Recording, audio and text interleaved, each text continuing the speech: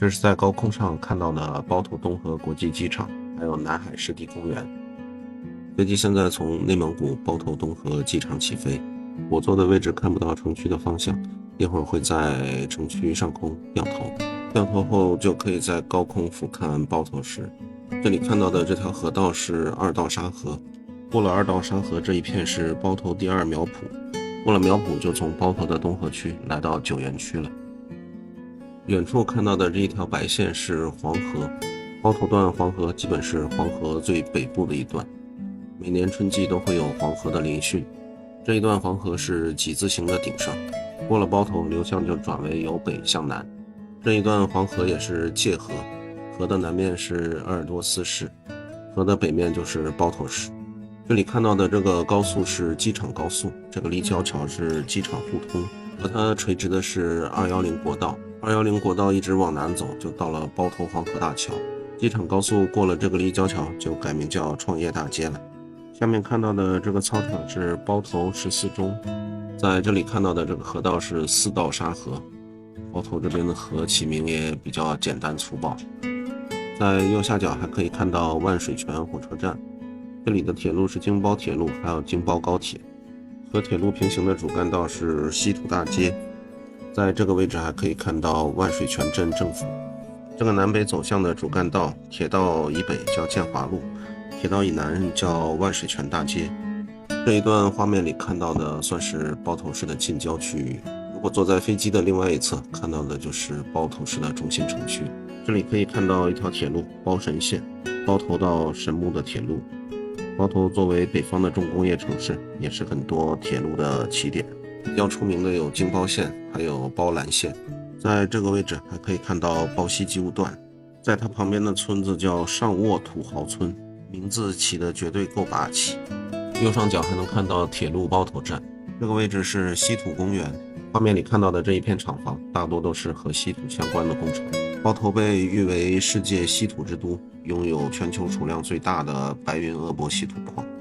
飞机现在开始调整航向，下面是亚洲最大的城中草原——塞罕塔拉城中草原。塞罕塔拉在蒙语中意思是美丽的草原。这个城中草原是全年全天免费开放的，每年农历8月17，这里会举行敖包祭祀仪式，还会举办那达慕大会、篝火晚会等活动，所以夏天来包头旅游是一个非常不错的选择。包头的城市公园非常多，除了塞罕塔拉，在包头市区还有像奥林匹克公园这样大型的公园。飞机现在还在稀土公园的上空。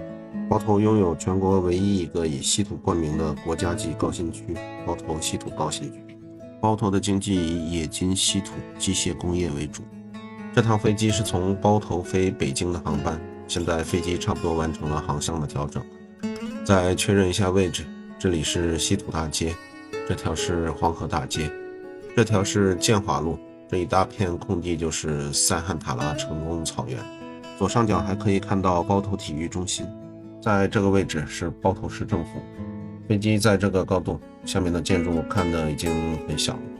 这次在飞机上能看到的只是九原区，还有一小部分东河区。